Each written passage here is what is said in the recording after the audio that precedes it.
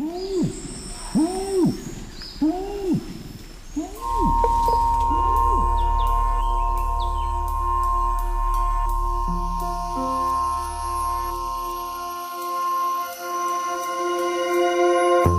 once peaceful rainforests of Indonesia are now scenes of heated confrontation.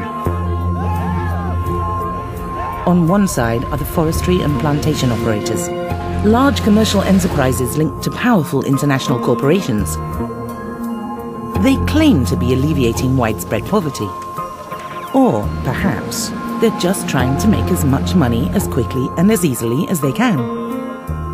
On the other side are the environmental activists, well-funded and highly skilled at media promotion and campaigning.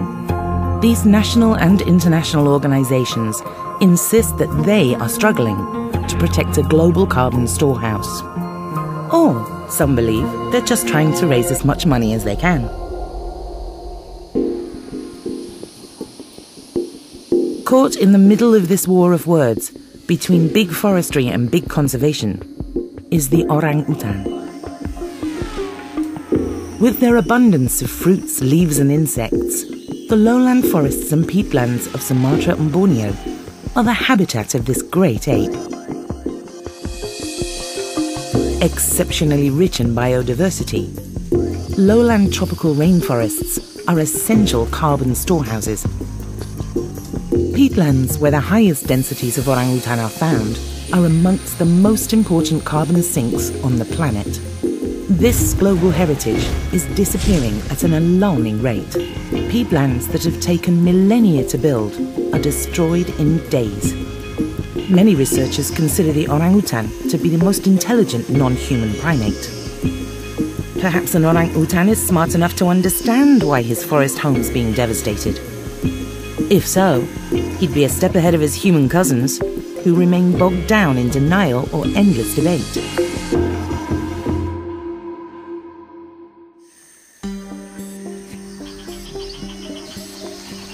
On paper, the home of the orangutan is fully protected.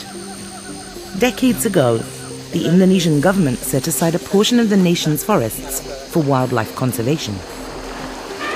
In addition, logging is strictly controlled in old-growth forests and in areas rich in peat. Ironically, the countless reams of paper used to draft these regulations were probably themselves produced using illegal wood products.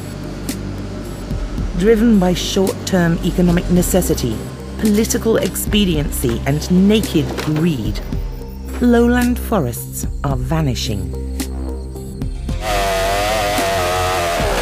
Perhaps the most tragic and senseless consequence is the annihilation of the orangutan.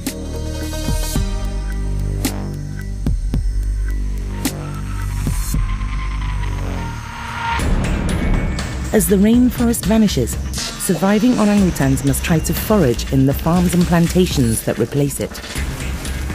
If detected, they are shot or poisoned. Abandoned logging roads allow access into once remote forest enclaves. Hunters kill mothers and take their offspring into captivity and eventual sale. If the orangutan had shorter arms and less body hair, the current extermination of the species would be more correctly termed genocide. Researchers estimate that the killing fields of the Indonesian rainforest will claim their final victim in less than 20 years. Orangutan means person of the forest in the Indonesian language. Sharing the orangutan's home are some other people of the forest. Indigenous peoples who have lived in harmony with the rainforest for millennia. Despite laws protecting Aboriginal rights and traditions, loss of habitat is driving the forest-dependent peoples of Sumatra and Borneo from nomadic self-sufficiency to rural poverty. A life of misery and neglect on the margins of the disappearing forest. Only a halt to this willful destruction will save the people of the forest. Saving the orangutan from extinction and respecting the traditions of the indigenous peoples would have additional benefits. We would also be saving ourselves from environmental catastrophe. Rainforest clearance, fires and peat drainage release gigatons of stored carbon into the atmosphere, making deforestation one of the most significant factors in global climate change. To save the orangutan, indigenous peoples and ourselves, we need only take greed and short-term economic gain out of the equation. As the orangutan and other people of the forest well know, the value of preserving their homelands as carbon sinks far outweighs the short-term economic gain from large-scale logging and conversion to monoculture plantations.